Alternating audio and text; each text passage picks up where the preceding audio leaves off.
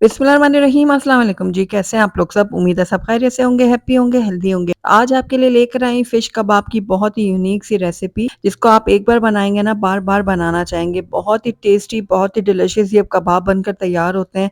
अच्छा, इन कबाबों में से ना फिश की स्मेल बिल्कुल भी नहीं आएगी। मैं आपको ऐसा तरीका बताऊँगी जिसकी वजह से ये बहुत ही टेस्टी बनेंगे। ग्रीन रायते और सैलेड के साथ आप इनको सर्व करें, सबको बहुत ज़्यादा पसंद आएँगे। तो मैं आपको तोड़ के भी दिखाती हूँ, ऊपर से बहुत क्रिस्पी हैं, अंदर से बहुत चटपटे स्पाइसी बनकर तैयार हुए हैं। तो एक बार तो इनको बनाना बनता है। तो चलिए फिर फटाफट से इस मज़ेदार बहुत ही डिलिशियस से फिश के कबाब को बनाना सीखते हैं। तो बिस्मिल्लाहिर्रहमानिर्रहीम, सबसे पहले मैंने यहाँ पर एक कढ़ाई ले लिया, इसके अंदर मैं ऐड कर दूँगी 3 टेबलस्पून ऑयल। ऑयल जैसे ही थोड़ा गरम हो जाएगा तो इसके अंदर हम प्याज़ ऐड करेंगे। तो एक मीडियम साइज़ का प्याज़ था जिसको मैंने बारीक चॉप करके इसके अंदर ऐड कर दिया है। प्याज़ को अब हम हल्का नरम होने तक पका लेंगे, ज़्यादा हमने कलर नहीं देना, बस नरम होने तक पकाएँगे। तो यहाँ पर देखिए प्याज़ जो है ना अच्छे से नरम हो गए हैं। अब इसके अंदर हम ऐड करेंगे लहसुन अदरक का पेस्ट, तकरीबन आधा खाने का चम्मच। लहसुन अदरक को भी हम कुछ देर के लिए फ्राई करते हैं ताकि इसका कच्चापन जो है ना वो ख़त्म हो जाए। तो कुछ ही देर फ्राई करने के बाद इसके अंदर हम ऐड करेंगे हरी मिर्चें। तो यहाँ पर मैंने 3 से 4 हरी मिर्चें ली थी, जो बारीक वाली होती हैं, तेज़ वाली हरी मिर्च है। और इसको भी मैंने छोटा-छोटा काट के इसमें ऐड कर दिया। इसको भी हम कुछ देर के लिए पका लेंगे। हरी मिर्चों को आप अपने हिसाब से एडजस्ट कर सकते हैं। तो कुछ देर हरी मिर्चों को भी पकाने के बाद इसके अंदर हम ऐड करेंगे फिश।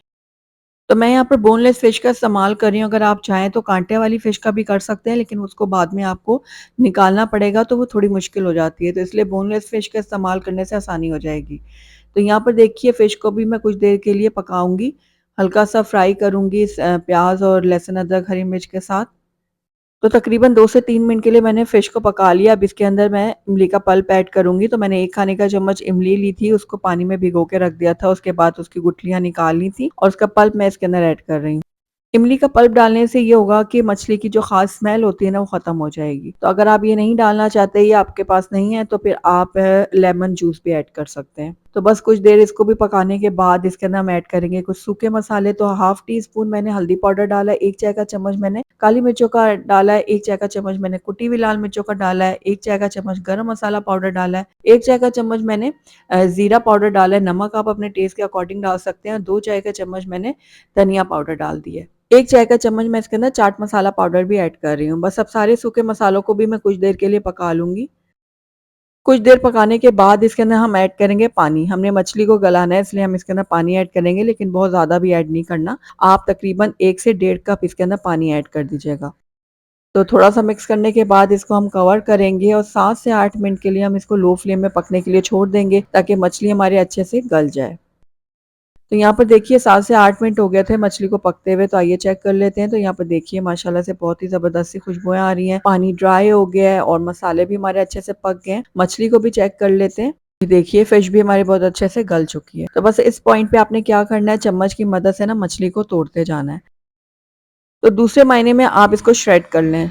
ये बोनलेस मछली थी, इसलिए मुझे आसानी हो रही है, मैं इसी में इसको चम्मच की मदद से ना मैश कर रही हूँ। अगर आपके पास बोनलेस मछली नहीं है, काँटों वाली है, तो आप उसको पहले ठंडा कर लें, फिर एक-एक पीस से जो है ना आप निकाल लें काँटे और उसके बाद उसको श्रेड कर लें। तो यहाँ पर देखिए मैंने एक दूसरे बाउल में जो है ना ये मछली को निकाल लिया था, ये थोड़ी ठंडी भी हो चुकी है। बस अब इस टाइम पे आकर इसके अंदर हम ऐड कर देंगे आलू। तो मैंने यहाँ पर 2 मीडियम साइज़ के आलू लिए थे, जिनको सिंपली नमक और पानी में मैंने उबाल लिया था, उसके बाद मैंने इनको अच्छे से मैश कर लिया। आलू ऐड करने के बाद इसके अंदर मैं बेसन ऐड करूँगी। मैंने यहाँ पर 1 कप बेसन लिया है, लेकिन मैं पूरा इसमें ऐड नहीं करूँगी। पहले मैं थोड़ा-सा डालूँगी, उसके बाद ज़रूरत पड़ी तो मैं और भी ऐड कर लूँगी। यहाँ पर मैंने बेसन को ना थोड़ा-सा ड्राई रोस्ट कर लिया था, भून कर आपने डालना है, कच्चापन ना रहे ताकि उसमें। और उसके बाद यहाँ पर 1 अदद मैंने अंडा लिया है, इसको फेंट लिया है, अंडा भी मैं हाफ़ ऐड करूँगी पहले। उसके बाद अगर इसके अंदर ज़रूरत मैं पड़ी ऐड तो मैं करूँगी बाद में ऐड कर पुदीना। तो लूँगी। मैंने पुदीना जो है ना हाफ़ मुट्ठी ली है और इसको बारीक काट के इसके अंदर ऐड किया है। इसके साथ ही 1 मुट्ठी मैंने यहाँ पर हरे धनिये की भी ले ली है। अब सारी चीज़ों को हमने बहुत अच्छी तरह से मिक्स करना है। तो इस तरह से देखिए मछली को, आलू को और हर चीज़ को हम बहुत अच्छे से मिक्स कर लेंगे। बहुत ही चटपटे और स्पाइसी से हमारे ये कबाब बनने वाले हैं और जिस तरीके से मैंने आपको बनाना सिखाया, अगर आप इसको फ़ॉलो करेंगे ना, तो आपके मछली के कबाब में बिल्कुल भी स्मेल नहीं आएगी।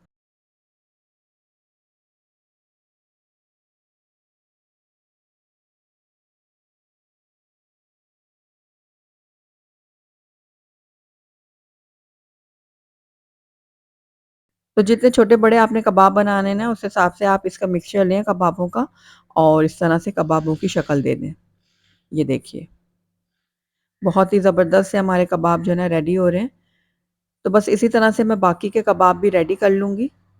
तो यहाँ पर देखिए माशाल्लाह से हमारे कबाब जो है ना बन के तैयार हो गए हैं। इस टाइम पे आकर आप इनको फ्रीज़ कर सकते हैं और जब दिल चाहे निकालें और फ्राई कर लें।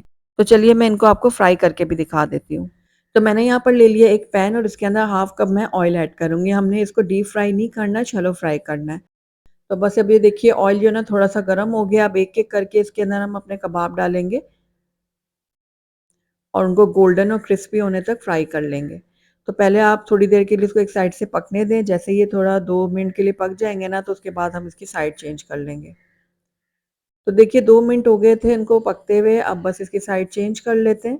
दूसरी साइड से भी हम गोल्डन और क्रिस्पी होने तक इनको फ्राई कर लेंगे। ये ऑलरेडी सारी चीज़ें इसके अंदर पकी हुई हैं तो हमने गलाना तो कुछ भी नहीं है, बस कलर ही देना है। तो यहाँ पर देखिए हम दोबारा से इसकी साइड चेंज करते हैं और दोनों साइड से बहुत ही ज़बरदस्त से रेडी हुए हैं। तो ये देखिए कितने टेम्प्टिंग लग रहे हैं ये।